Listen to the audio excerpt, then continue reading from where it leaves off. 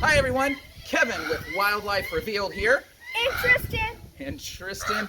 And we are here with another episode for you, all about the Crested Caracara. Now, there's not officially a name for a group of caracaras. They might be referred to as a flock or sometimes even referred to as a caste. But I thought it would be fun to come up with our own name. Since they're often seen together in twos, I thought we'd call it a pair of caracaras. You don't like that one? Why? What's your big idea? What about a quotient? A quotient of caracaras? Yeah. Why quotient? It just sounds better. A quotient of caracaras. Well, here we are with our next episode, a quotient of caracaras. And what other little bit of info? You see this funny little device Tristan is playing with here?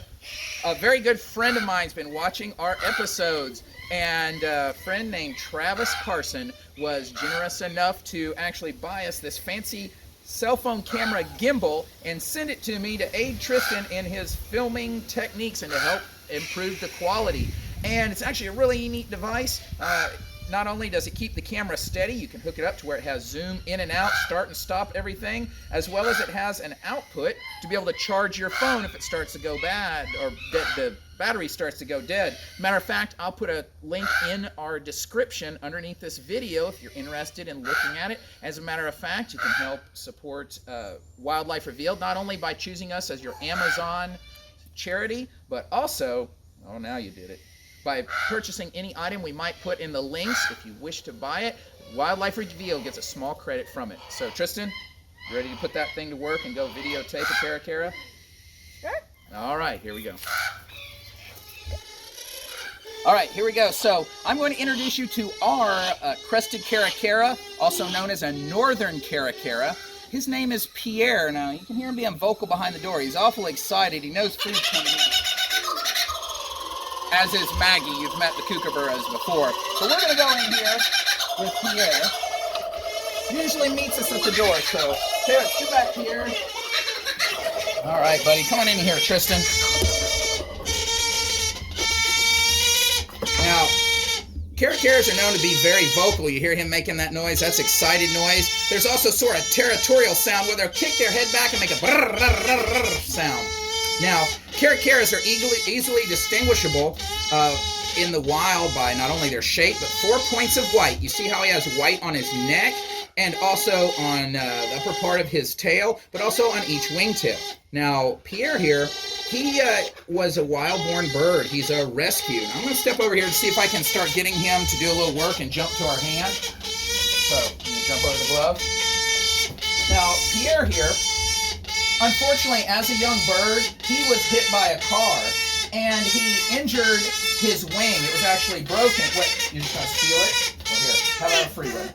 Go to free one? There you go, buddy. Now, the rehab center was able to put his wing back together for him, but unfortunately the joint was so damaged that he cannot fly. You'll notice we have a variety of perches at rather low heights. Even how he'll jump from a lower perch up to the next perch is because his wing doesn't work very well. Now, caracaras are often referred to as the Mexican eagle. However, they are not, in fact, an eagle, even though they have that enormous, you can jump to the glove or not. They have that, of course, it's going to take the easy route out. Now, they have that giant beak that's like, looks like that of an eagle, and by the way, he wants to get the food without doing the actual job. Now, that very powerful beak allows him to go through the hide of many different types of animals. And also, you notice the feet, rather large feet, much like that of a hawk. And they are true raptors, and they can hunt with those feet. What's interesting, though, is that they may do some hunting. They tend to find dying animals that they might finish the job and feed on. And they're also known to scrape on the ground, turn over logs and debris to find bugs and insects. Matter of fact, Tristan, can you pan down and show them at your feet here? The other way's down, buddy. There you go. Here has basically a giant hole dug here by the door from constantly scratching and looking for things to eat. And caracaras are known to do that. We believe maybe it helps them turn over things where snakes, lizards, and other small animals might be. All right. Do it. Tristan, pan back up here where you can see Pierre. Now, despite the fact they are raptors and they can hunt, and they are very creative in finding their food, they eat quite a bit of carrion, dead animals. And it's been estimated through studies that at least a third of their diet, if not more, is from dead animals. But even a large chunk is things like insects and small animals. That big beak lets them tear into dead carcasses, so they do feed on carrion. And it's not uncommon to see things, like up here on your perch, to see things such as vultures all sitting out a distance away from a carcass and one or two caracaras in the middle feeding on it. The vultures have learned to let the caracaras get their fill, and when they eat their fill, the caracaras will move in and they rip the hole in the carcass for the vulture. And caracaras, they do have a rather powerful immune system and that powerful beak that lets them get into the carcass really easy. So they eat quite a bit of carrion, and they have those hawk-like feet because they can hunt with them. They have that powerful beak, much like that of an eagle, and people tend to call them the Mexican eagle. Well, the funny thing is, caracaras are closer related to a falcon than they are a hawk, eagle, or vulture.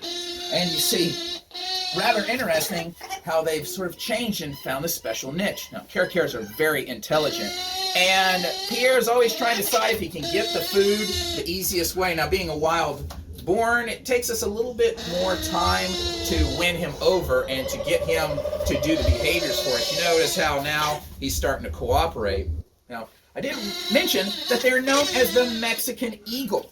Now, you see the flag of Mexico has a golden eagle sitting on a cactus eating a snake. So it turns out ancient Aztec lore said that the next place they should found their capital, which ended up being in Mexico City, was when they found an eagle eating a serpent upon a cactus. Well, as legend says, when they were searching for this place, they came across what we believe is the caracara. And the first time it was documented was after Spaniards had already arrived. And we believe the artists and the people that wrote that down decided that a golden eagle would be much more impressive. And so they, there you go, now up here. And so the golden eagle was placed in the art. However, the more studies we do on the ancient Aztec art and temples, the more they see features that are more like that of the caracara. And even though many people consider the golden eagle to be Mexico's national bird, there are quite a people, especially the descendants of the original indigenous people, refer to the caracara as Mexico's national bird. And caracara in Spanish might literally be translated to face, but I don't know that does this bird justice. Very, very smart. I'll tell you what, Pierre, how about I give you a big treat? Right here, buddy. Now, caracaras are found quite extensively in Texas now. And Texas, other than Florida, are the only two places you really find a resident population. They'll be found in the southern tip of Florida, but they are found through eastern part of Texas as far north as Dallas.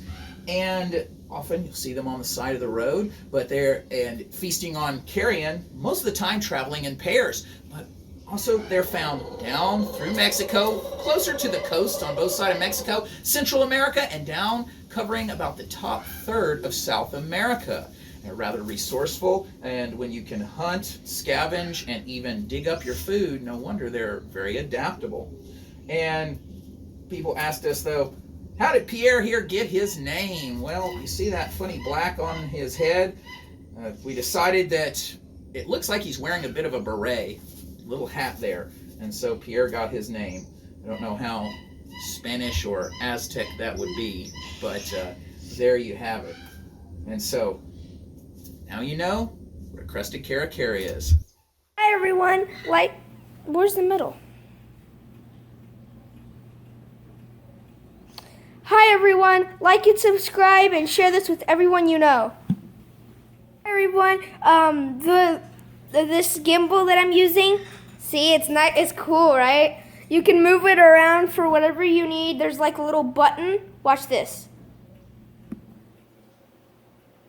It will be in the description, so you can get it, and we'll have it in the description for you.